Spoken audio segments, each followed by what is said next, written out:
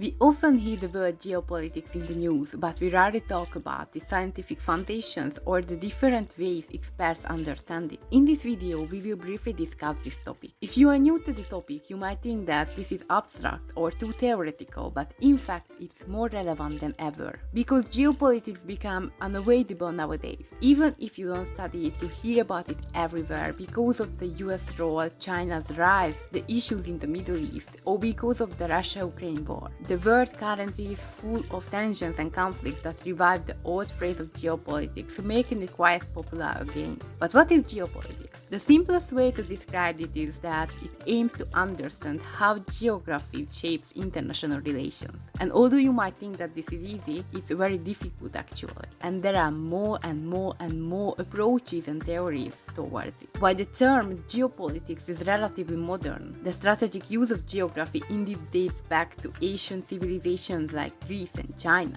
So the idea that geography shapes conflicts and even power is not new. However, as a kind of scientific field, geopolitics, or more precisely the so-called classical geopolitics, appeared in the 19th, 20th century. Some early thinkers view states as living organisms competing for survival and expansion, a perspective influenced by ideas similar to social Darwinism view. So the strongest will exist, remain and expand. But what makes a state strong? Basically, the capacities of a country, which includes factors like military, population, economic strength, and territory. Great capacities equal strength and thus a potential to survive or even expand. Throughout time, there were obviously several approaches within classical geopolitics, and the notion of neoclassical geopolitics also appeared. But these are completely different topics and should be the topic of another video. In the 1990s, a new branch of geopolitics appeared, critical geopolitics. Critical geopolitics is based on post-structuralist ideas. At its core, it looks at how different geopolitical ideas are created. So what does that mean? It looks at how geopolitical ideas are formed and how they shape the way we understand the world,